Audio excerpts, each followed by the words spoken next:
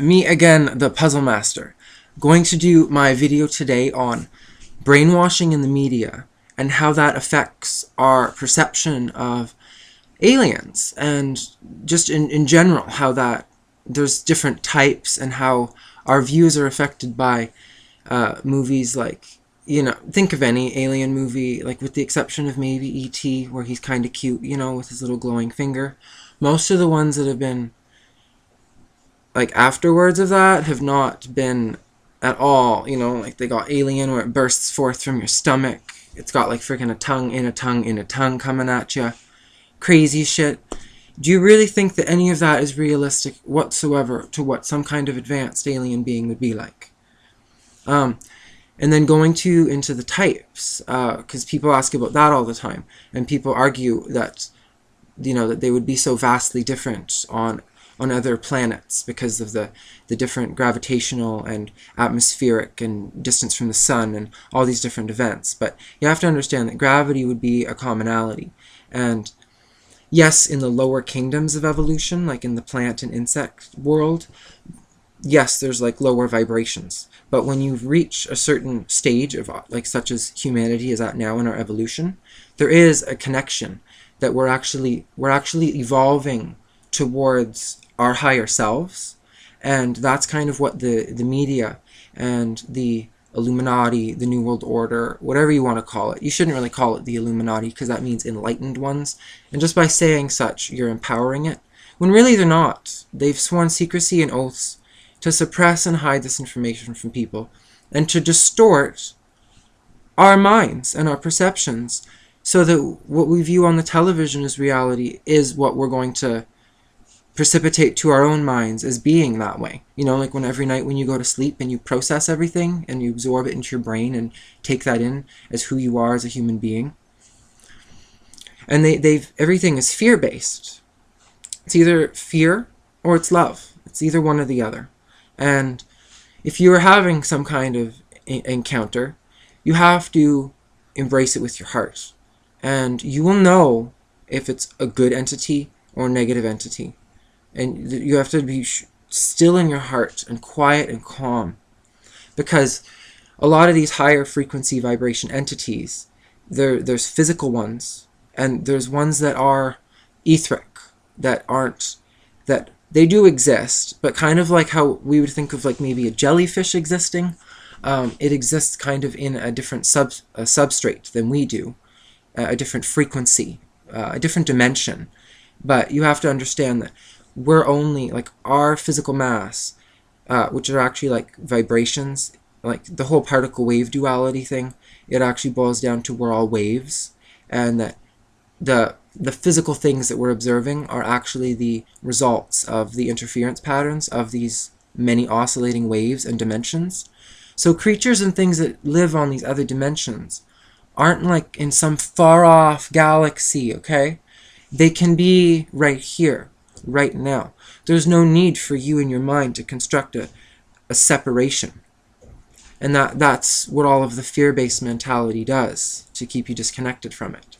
So you have to kind of put yourself in a centered state of being, an open state of being, like so that you're receptive, and in a state of love, so that if you do have any kind of interaction, or you just see a light, or whatever you're trying to do with summoning, or whichever you're doing, then you have to not respond in fear right away. Because if you respond in fear, then you're really not doing yourself a favor, because you have to look at this from the perspective of your evolution, like a seed growing towards the light source, is growing towards the higher source.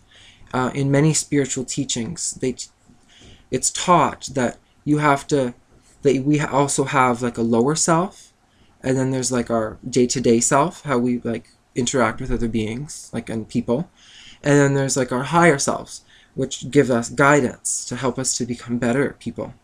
That's like going into spiritual stuff, but it also applies because the aliens themselves were all one with these vibrational frequencies, and that's why meditating and lots of other spiritual teachings, like with symbology, like it with Reiki, all that kind of teachings.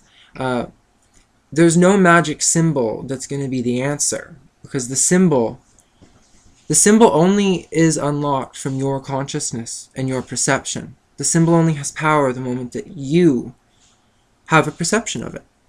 Like, meaning, like, good example, the Illuminati eye that we see on the dollar bill. They like to flaunt that a lot.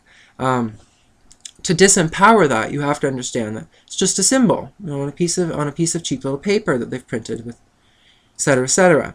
But this also dates back to the Phoenicians, because when they were trying to take over the world with their obsession of gold, their boats were painted with gigantic eyes on either side of the boat. Moths do this to, so a fox or something coming through the forest, an unaware, uninformed fox that doesn't know what it is. It just goes, oh, it has big eyes, and it deters it. But when you take the curtain away and you realize it's just a moth, then the fox is able to, outsmart the moth and eat it, and that's ultimately what it boils down to. It's mental constructs. If you want to think about magic and all this hoodoo, voodoo stuff, ultimately it's psychology, because they're one and the same, because it's still our consciousness that we're dealing with. And yeah, with regards to a lot of that alien stuff, there's many different types. There's like the Pleiadians that so many have heard of, the Galactic Federation of Light, the Ashtar Command. If you go back to previous videos, I did a remix on a 1977 radio transmission that came through. It's a really cool remix, and I highly recommend check that out, because it has some really deep messages in it. And back then they didn't have like advanced computers, so I don't know. You tell me what you think about that.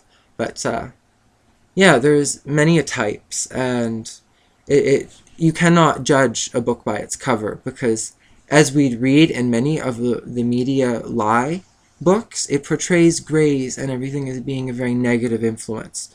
And that's to instill fear in you people. And trust me, I know. I have like at least 20 books. If I had them down here, I could make quite a pile. And they're all about like alien abduction stuff. And a lot of it's pretty fucking negative and disinformation, because military organizations have done stuff like that on their own people since the beginning of time. It's really like our awareness of it has changed, because we've kind of forgotten that things have happened, but it doesn't change the fact of it's going on.